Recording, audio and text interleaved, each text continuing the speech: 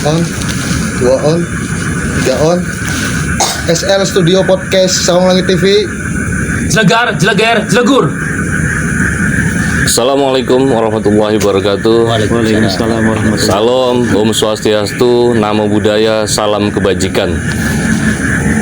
Berjumpa kali lagi bersama kami di Saung Langit dengan saya BJ dan rekan saya Om Sajam. Ya. Alhamdulillah pada konten saat ini kita akan coba berbincang-bincang tentang satu abad NU. NU atau Nahdlatul Ulama itu didirikan di Surabaya pada tanggal 31 Januari 1926. Dan penggagas dari pendiri NU ini adalah para kiai sepuh, para masyayikh. Di antaranya adalah Kiai Haji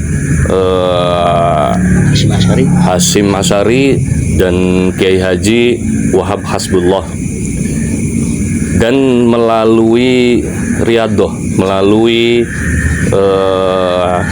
istikharah, akhirnya Kiai Haji Ridwan Abdullah itu sendiri mendapatkan menciptakan logo NU, dan logo itu sampai sekarang dipakai oleh organisasi NU. Dan satu catatan lagi yang perlu kita banggakan bahwa NU ini organisasi Islam terbesar bukan hanya di Indonesia ataupun di Asia, tapi NU atau Nahdlatul Ulama ini adalah organisasi terbesar di dunia dan diakui oleh dunia. Luar biasa. Itu luar biasanya. Secara kaidah, NU ini menganut kaidah Ahlu Sunnah wal Jamaah dengan kaidah fikih bermadzhabkan Imam Syafi'i, pun itu tetap mengakui mazhab-mazhab yang lain seperti halnya mazhab Hambali, Imam Hambal dan Imam Ahmad. Secara kaidah tasawuf itu sendiri, Nahdlatul Ulama mengikuti Syekh Junaid Al-Baghdadi yang dikembangkan pemikirannya oleh Imam Al-Ghazali, karena di masa beliau, di era beliau bisa mempersatukan para ulama fikih dan ulama tasawuf, dan itu yang akhirnya dijadikan landasan para ulama NU juga para santri-santrinya. Dan alhamdulillah pada malam ini kami bisa menghadirkan tokoh muda yang beliau adalah Ketua GP Ansor Kota Cirebon. Di sela-sela kepadatannya sedikit memaksakan atau dipaksa oleh kami untuk bisa menyempatkan hadir, berdiskusi, berdialog, dan bincang-bincang ringan bersama kami di Saung Langit. Selamat datang Pak Ustadz. Beliau adalah Ustadz Abdul Soleh, SPD MPDI. Assalamualaikum. Waalaikumsalam warahmatullahi wabarakatuh. Alhamdulillah. Alhamdulillah. Sehat, ya? Alhamdulillah. Luar biasa Pak Ustadz ya. Gimana Pak Ustadz? Apa kesibukan sekarang yang lagi diutamakan nih? Kegiatan yang sampai hari ini khususnya di Gerakan Pemuda Ansor Kota Cirebon memang terhitung masa khidmat 21 November 2021, dan alhamdulillah SK kepengurusan pimpinan cabang Gerakan Pemuda Ansor Kota Cirebon itu memiliki masa khidmat 2022 sampai 2026. Kita ketahui bahwa Ansor pimpinan cabang merupakan badan otonom dari Nahdlatul Ulama, sebagaimana secara harokah fikriyah maupun akidah itu menginduk pada Nahdlatul Ulama. Jadi diibaratkan itu kalau NU itu orang tuanya, kita itu sebagai anaknya. Nah, adapun mengenai program kegiatan di Gerakan Pemuda Ansor memang cukup padat.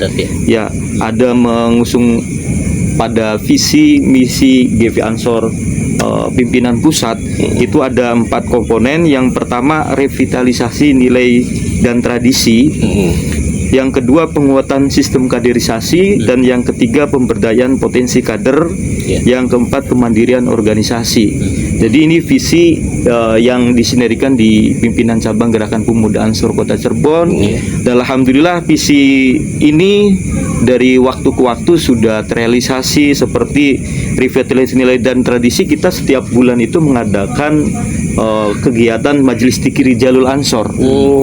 Kita berkeliling di Kota Cirebon secara bergantian dari kecamatan satu ke kecamatan lain, dan alhamdulillah progres yang pertama baru kemarin itu sudah berkeliling di 5 kecamatan, di Sambi, Temabungkuk, Kejaksan, Harjamukti, dan Pekalipan. Dan setelah 5 itu nanti akan putar lagi, dan itu bertempat di masjid-masjid. Dan alhamdulillah jamaahnya hampir di atas 70 orang. Masya Allah. Ya, alhamdulillah. Karena ini bagian tradisi yang harus diperjuangkan, yaitu diantaranya ada dzikir bijahr, dzikir jahr disuarakan, yang memang yang keras ya. sebagian kalangan kan itu dianggapnya bid'ah. Iya, betul. Itu Harus yang jahr ya. harus jahr, karena buat apa kita mulut itu hanya sekedar untuk makan, untuk ngobrol, difungsikan untuk beribadah kepada Allah. Kan gitu. Dan sebetulnya tidak ada yang salah juga ya Pak Ustadz ya? Tidak ada salah. Dan malah ketika kita bikin dzikir jahr itu, di antara fungsinya kan saraf-saraf itu ikut bergerak. Dan insya Allah secara secara medis untuk mencegah stroke. Jadi senam muka lah ya, senam muka. Jadi supaya otot-otot muka itu nggak tegang ya. Selain gerak, kemudian hati juga tetap untuk ingat kepada Allah Subhanahu Wa Taala. Kita mempertahankan tradisi Maulidan, kemudian Hari Besar Islam, Rajaban, dan seterusnya lah. Memang ini karena pesannya itu mempertahankan nilai-nilai tradisi, tidak lepas dari tahlil, yang ziarah kubur, dan kita juga memiliki agenda ziarah kubur terhadap wali-wali songo. Kemudian di satu sisi kita juga menguatkan sistem kaderisasi.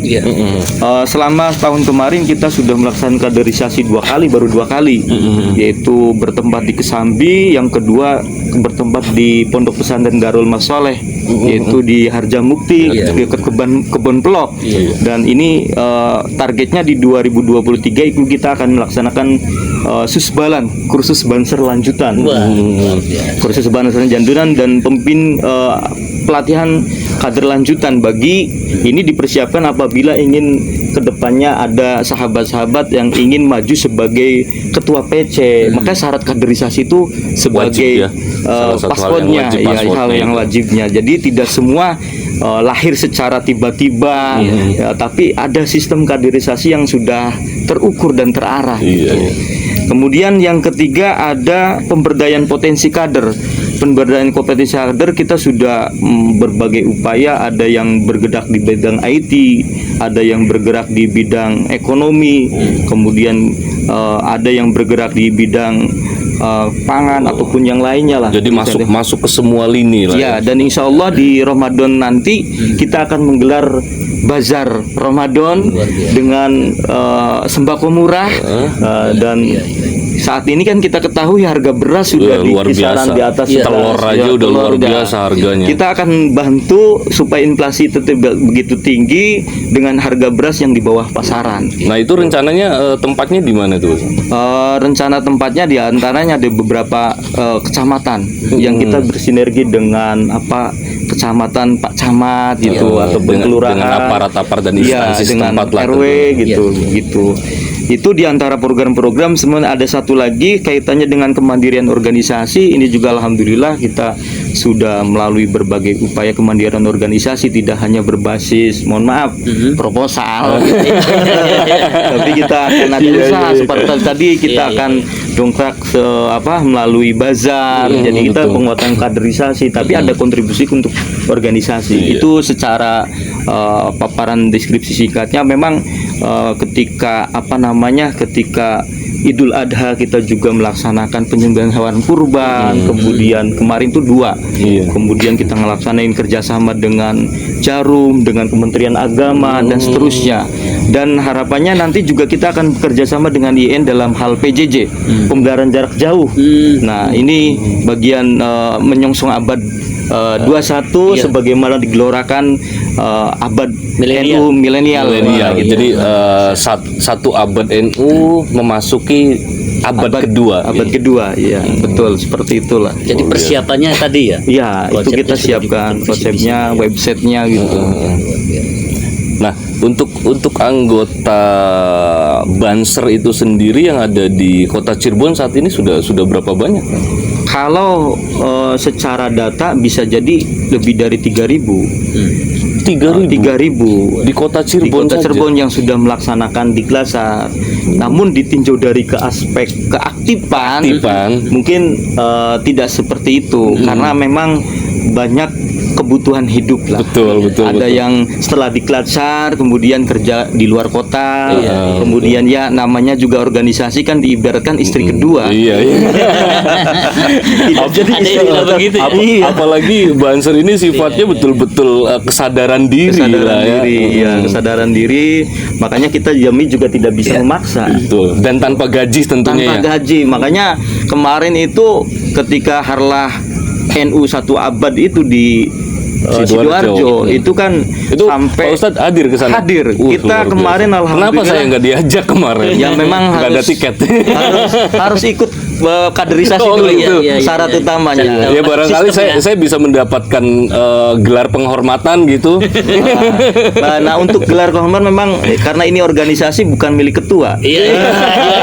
Betul. Jadi kita ada sistem dulu ya, Pak sistem Ustadz ya? dulu, Iya. kita diskusi dulu, ngobrol dulu, kontribusinya dan lain-lain. Karena Dan memang biar bagaimanapun kita ini sedari kecil hidup dan dididik di lingkungan NU dan oleh guru-guru NU. Iya, luar Jadi walaupun biasa. kita bukan murni anggota NU, tapi kita partisipan yang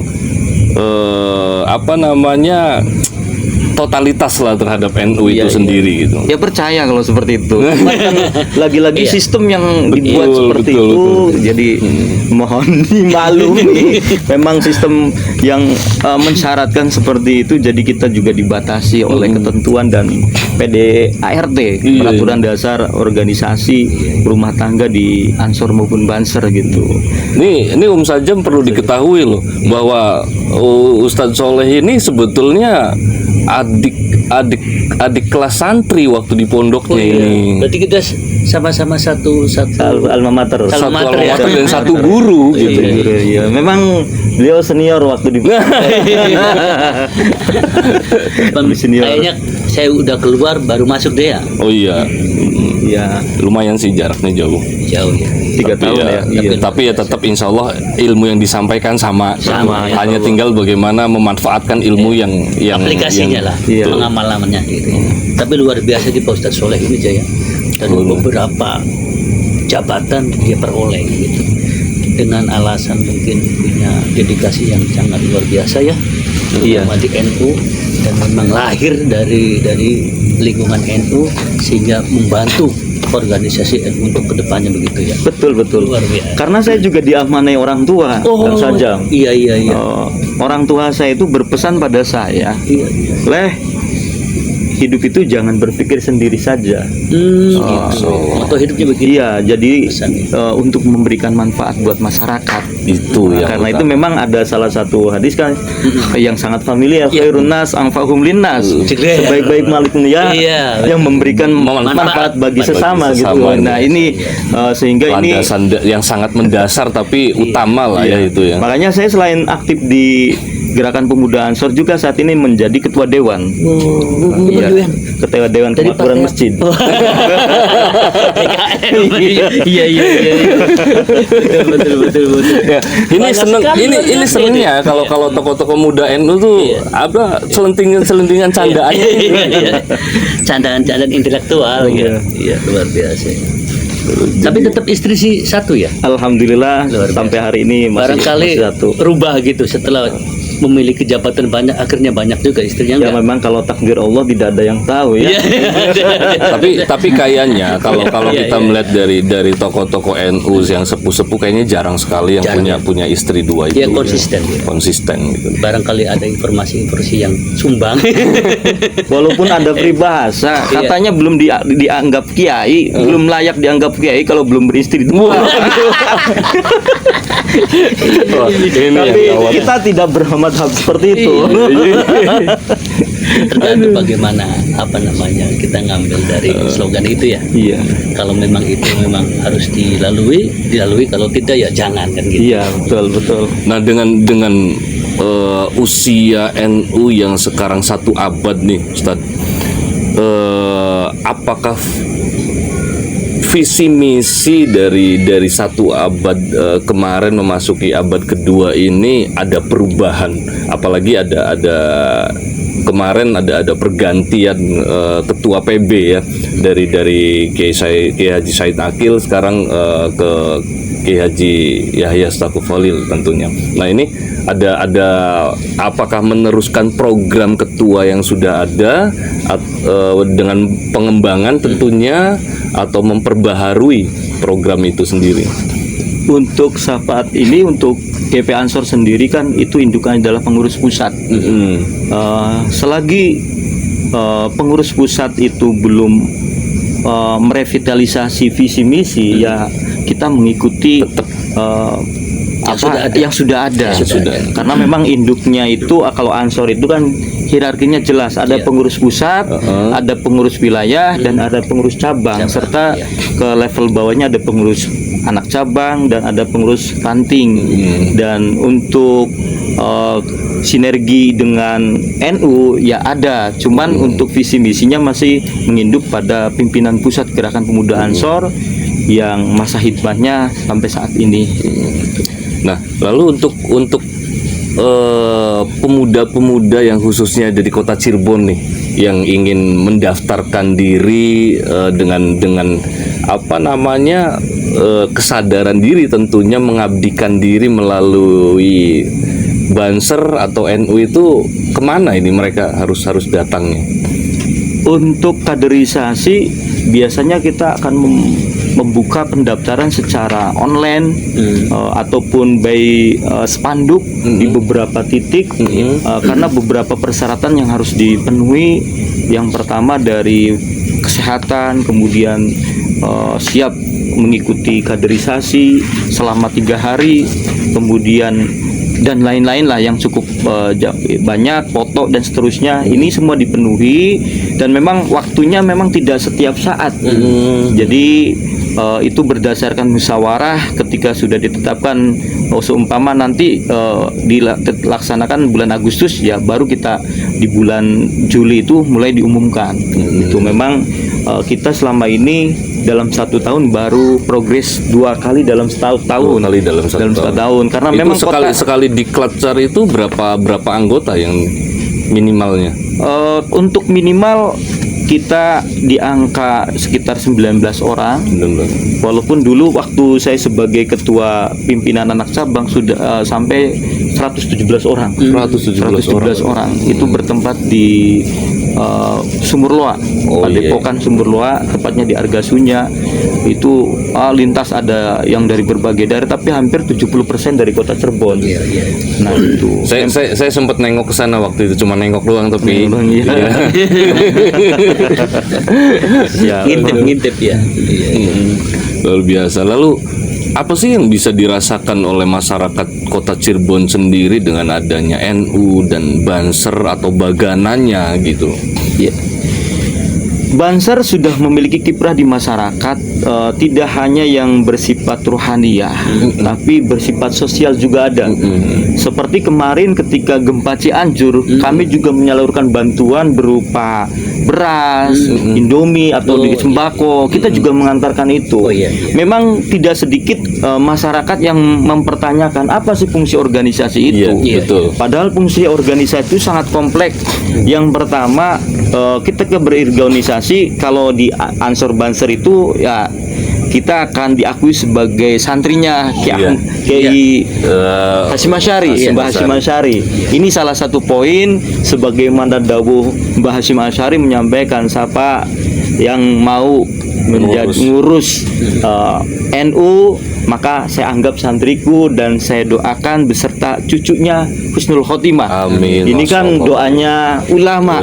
Ya, jadi sangat luar biasa. Yang kedua, kita juga memberikan pendidikan tentang tata cara PBB, kemudian dari segi kebatinan juga, kemudian kita bermasyarakat juga tadi memberikan bantuan sosial, ada santunan anak yatim, ketika ada kena musibah di daerah lain kita ikut berpartisipasi dengan memberikan bantuan, kemudian kita juga mengadakan majelis fikih Jalur Ansor, kaderisasi. Jadi sebenarnya sangat kompleks dan kita juga ikut berkontribusi terhadap pemerintahan, mengkritisi. Contoh kemarin juga kita ikut aktif mengkritisi terkait kenaikan PDAM. Iya. Wah, itu saya kebengkak banget itu waktu bayar PDAM. Iya. Alasannya PDAM itu kan menaikkan sekian persen karena sudah lama tidak naik. Cuman kita mengingatkan, fungsi Ansor itu mengingatkan sebagai kontrol sosial, mengingatkan bahwa ketika kenaikan iringi dengan pelayanan. Gitu. Selain itu juga kemarin yang sempat ramai sampai ke Bawaslu RI terkait salah satu bendera partai berkibar di Masjid At-Taqwa. Oh iya. Kita mengkritisi, jangan jadikan masjid sebagai tempat kampanye, ajang kampanye. Ini keliru. Karena itu Ansor meluruskan agar sempat viral juga sampai itu Bawaslu RI turun ke kota Cirebon. Betul. Nah, inilah fungsi kita agar jangan sampai masjid itu terjadi konflik di masyarakat yang membahayakan, karena sampai saat ini kan ada sekelompok orang-orang yang ingin mendirikan khilafah yang ini tentu saja bertentangan dengan asas NKRI. Nah, bagaimana ketika kemarin itu Gus Yahya menyampaikan bahwa kita menolak sistem khilafah. Ketika khilafah digaungkan, maka ansor-bansor yang akan menghadapinya. Karena ketika khilafah itu terjadi, maka sama saja membubarkan negara karena perubahan ideologi. Intinya seperti itu. Makanya ada slogan NU itu bentengnya NKRI ya. Ya, betul, sangat setuju itu. Makanya kita barisan prajuritnya prajurit untuk mengamankan. Jadi resolusi jihad itu yang digaungkan oleh Ki Hadratus Syekh Hasyim Asy'ari itu masih tetap tertanam di NU itu, betul, dan digunakan pada saat-saat tertentu itu ya. Betul.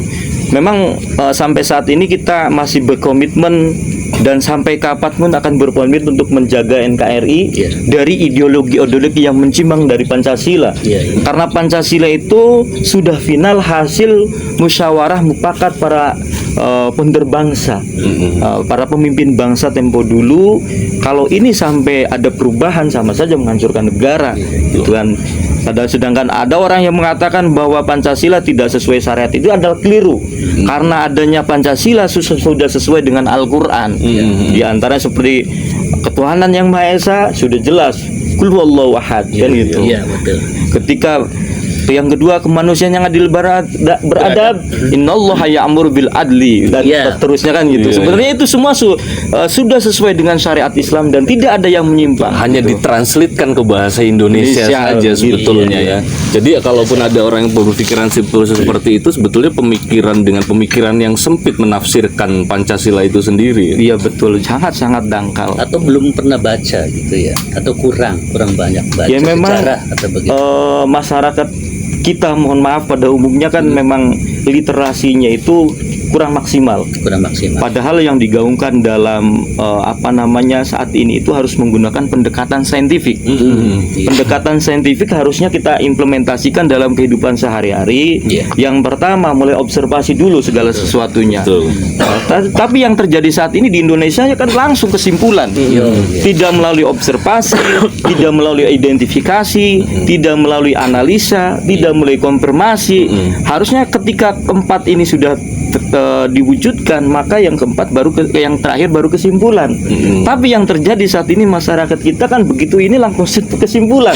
Tak ada observasi, tanpa identifikasi, tanpa analisa, tanpa konfirmasi, langsung pada kesimpulan. Ini kan masyarakat yang dinilai wajar lah kurang maksimal dalam literasi ilmiahnya. Nah, satu lagi nih Pak Ustadz, bahwa selama ini kan NU itu kan identik dengan kultur Islam yang tradisional. Dulu zamannya saya kecil tuh, kalau NU itu Islamnya orang desa. Nah, Muhammadiyah ini Islamnya orang kota gitu loh.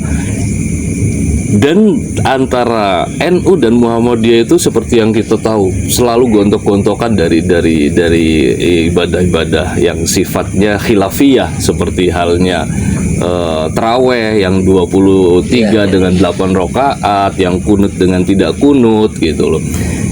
Tapi saya lihat kesini itu kayaknya ada satu hal perubahan yang luar biasa nih antara NU dengan Muhammadiyah itu seperti sebuah komponen yang tadinya nyatu terpisah lalu sekarang sedang mulai digaungkan untuk disatukan kembali nih. Nah itu tujuannya apa itu? Ya sebenarnya itu spiritnya spirit kebangsaan, dilandasi oleh kepentingan bersama untuk membangun bangsa. Walaupun secara amaliyahnya ada perbedaan, tapi untuk saudara-saudara kita yang di Muhammadiyah saat ini sudah menghargai karena memang kalau kita kaji Al-Quran itu sangat toleran. Qul ya ayyuhal kafirun itu kan la a'budu ma ta'budun wa la antum a'biduna ma a'bud, itu kan berarti sangat toleran. Terhadap orang kafir aja toleran. Sampai kalau sama muslim itu lana a'maluna walakum a'malukum. Nah itu kan. Jadi sebenarnya Islam itu sangat toleran. Dengan lakum dinukum waliyadin. Tapi lagi-lagi masyarakatnya yang mohon maaf terkadang kurang toleran. Aplikasinya ya. Ini kan kayaknya para petinggi-petinggi NU, petinggi-petinggi Ormas Muhammadiyah ini kan sudah sedang mulai menyatukan. Nah ini tuh sampai tidak nih ke akar bawahnya gitu loh. Instruksi seperti itu yang dicontohkan oleh para petinggi-petingginya itu. Kalau instruksi sampai ke bawah sampai cuman memang kadernya kalau di pusat mungkin kadernya 100%, kalau ke bawah bisa jadi kadernya jadi 50%. Sehingga terkadang memang ada istilah kurang maksimal. Memang perlu kita sadari juga perlu terobosan sekiranya bisa maksimal, karena memang masyarakat kita kan yang memang pluralis, kemudian multikultural kan gitu. Ini yang kita wajar lah. Ya mungkin harus sering dijalin silaturahmi, pertemuan antara kader-kader NU dengan kader-kader Muhammadiyah di bawahnya ini ya. Mungkin dengan jalan seperti itu akhirnya bisa oh ya ternyata ini saudara kok gitu loh. Rasa persaudaraannya, tali persaudaranya jadi lebih ikatannya jadi lebih kuat, mungkin seperti itu. Betul, saya sangat setuju. Kalau seperti apa yang disampaikan oleh Bang J ya. Sangat setuju. Cuman siapa yang memfasilitasi? Ya tentunya jenengan sebagai ketua lah gitu. Memfasilitasi karena memang keterbatasan waktu. Memang tadi juga sudah ngobrol dengan ketua itu saya mungkin next akan coba menghadirkan ketua pemuda Muhammadiyah sehingga diskusi kita akan lebih hidup dan ini sebagai simbol bahwa woi ini nih kita di atas sih udah gabung gitu loh. Ya, itu mungkin itu sebuah contoh yang bisa kita hadirkan nanti untuk sahabat Saung Langit tentunya. Siap. Gitu. Nanti kita koordinasikan dengan ketua pemuda Muhammadiyahnya. Siap. Dan kebetulan juga kalau kami dengan ketua Muhammadiyah itu kadang sering ngopi bareng. Itu contoh yang luar biasa. Cuman kalau tidak ditampilkan, tidak digaungkan kan yang di bawah kan nggak tahu Tapi pada saat nanti kita dudukkan bareng di riungan Saung Langit ini mungkin bisa dilihat oleh kader-kader NU, kader-kader Muhammadiyah bahwa bisa menjadi sebuah contoh yang luar biasa ini gitu. Ini perlu direalisasikan. Oh iya, amin, Direalisasikan agar Ansor, Muhammadiyah, kemudian dan organisasi kepemudaan lainnya juga ikut berpartisipasi untuk mewujudkan kondisivitas bangsa kan gitu, supaya masyarakat itu lebih fokus untuk kesejahteraannya kan gitu. Dan Jadi yang kondisivitas dimunculkan itu sebenarnya kebinekaan tunggal ikaannya itu. Iya, Jadi kalau prinsipnya itu mungkin tidak memandang organisasinya ya. betul. Tujuannya bineka tunggal ikanya Iya, gitu ya. betul. Terlepas dari teknisnya seperti apa, itu kan masing-masing OKP organisasi memiliki teknis yang berbeda-beda. Betul. Itu aja sih.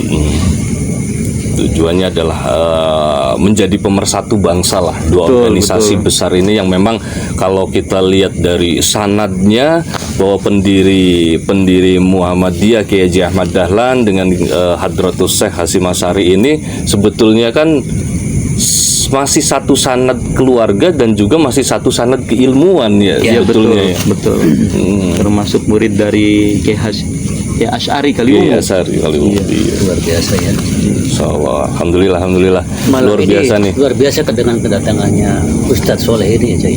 Dia bisa memaparkan semua tentang ke-NU-annya ya, punya visi misi yang sangat luar biasa sekali, dan NU sendiri sudah dibuktikan bagaimana bakti sosialnya terhadap masyarakat itu sudah diberlakukan kan gitu. Dan bisa dirasakan Bisa oleh dirasakan. masyarakat itu sendiri. Walaupun terkadang ada orang sendiri yang belum mengenal NU nih, Pak Ustadz nih. Iya. Banyak orang yang amaliyahnya menggunakan amaliyah NU, tapi pada saat ditanya Anda NU? Bukan. Nah, ini yang repotnya, walaupun si NU itu kan sebetulnya hanya sekedar wadah lah ya untuk mempersatukan umat tentunya ya. Nah, langkah Pak Ustadz ini untuk lebih mensosialisasikan NU, Ansor, Banser, Baganas, atau mungkin di organisasi perempuannya itu ada Fatayat, ada Muslimat gitu, pemudanya ada IPPNU. Itu apa yang akan dilakukan oleh Pak Ustadz ini? Dalam upaya mensosialisasikan tentang NU, kemudian Ansor, Banser yang dilakukan saat ini itu berbasis masjid, dan musola melalui Majelis Dzikir Rijalul Ansor. Itu kan kita datang ke masjid di kecamatan A sambil sosialisasi. Ayo, ternyata memang tidak sedikit yang tidak paham. Oh, ternyata setelah kita datang kemudian kita sosialisasikan, jangan sampai salah masuk terhadap organisasi dan seterusnya. Oleh karena itu kita ajak melalui spiritualnya, karena memang kita harus buka dulu secara batiniahnya dulu. Dan dengan seperti itu ternyata banyak masyarakat yang tertarik. Melewati udah bulan depan saya ikut lagi lah gitu, seperti itu. Dan akhirnya kita ikut menyampaikan juga amalia-amalia seperti ini loh. Tapi nggak disuruh apal-apalan kitab Imriti kan? Enggak. Itu sih di pesantren. Kalau di masyarakat ya yang sederhana gitu. Sudah ikut gabung pun alhamdulillah luar biasa. Makanya ini salah satu yang saat ini yang sederhana yang kita melalui Majelis Dzikir Rijalul Ansor lewat masjid, yang memang kalau kita evaluasi, kita refleksi, masjid di Indonesia khususnya sampai saat itu di kota Cirebon itu presentasi masyarakat yang di masjid itu kan kita bisa nilai sendiri lah. Mungkin kisaran 20% kurang lah, atau 10%-an dari masyarakat yang sholat. Tapi itu mari kita lakukan dari hal yang sederhana, dari hal yang mudah menuju ke yang kompleks gitu. Salah satu bentuk syiarnya begitu. Dari yang sederhana dulu gitu. Mudah-mudahan kedepannya akan levelnya kalau naik motor ya gigi 1 dulu, gigi 3. Jangan sampai standing ya. Bahaya. Rontok nanti. Alhamdulillah. Ini Bang Bijay, luar biasa sekali Bang Bijay.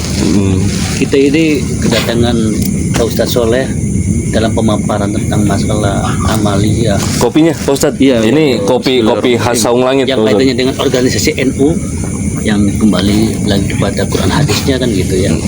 Ternyata manusia itu harus memang ada pendoktrinan ya dalam segi ibadah, pengetahuannya itu memang harus ada sistem biar mereka tahu, biar tahap-tahapannya tuh gitu loh Pak Kiai kan gitu. Dan kita alhamdulillah dengan ada penjelasan dari Pak Soleh ini, kita semakin tahu internalnya organisasi NU itu seperti apa kan gitu. Coba kalau tidak ada penjelasan seperti ini, mungkin sahabat-sahabat Saung Langit pun mungkin tidak tahu gitu. Betul. Alhamdulillah. Kira-kira Bang Bida gimana nih? Saya rasa kita butuh aktivis-aktivis muda, tokoh-tokoh muda seperti Ustadz Soleh ini untuk lebih menggaungkan lagi syariat Islam yang sifatnya adalah terkait dengan kaidah Ahlussunnah wal Jamaah itu sendiri gitu, yang membawa kedamaian, bisa mencontohkan kedamaian untuk masyarakat itu sendiri tentunya. Dan di akhir podcast ini saya mempersilahkan Ustadz Soleh untuk memberikan quote untuk sahabat-sahabat Saung Langit. Pesan yang harus kita sampaikan nih Pak Ustadz Soleh nih. Ada beberapa pesan ingin kami sampaikan. Yang pertama, kami dari pimpinan Sabang Gerakan Pemuda Ansor mensupport kegiatan dari sahabat Saung Langit. Yang kedua, mengajak seluruh pemuda di Kota Cirebon untuk ikut andil bagian di organisasi Gerakan Pemuda Ansor yang memiliki manfaat luar biasa, baik yang bersifat hablum minallah maupun hablum minan nas. Dan banyak potensi-potensi yang harus kita kembangkan untuk memberikan manfaat dan maslahat bagi masyarakat. Itu saja. Alhamdulillah, Masya Allah. Hubbul watan minal iman. Ya, hubbul watan minal iman. Itulah karena memang hubbul watan ini udah prinsip kita. Dan selalu fastabiqul khairat ya. Ya, betul. Sangat. Sami'na wa ata'na. Betul, Masya Allah, luar biasa. Alhamdulillah. Terima kasih sekali kedatangannya Ustadz Soleh dan apa yang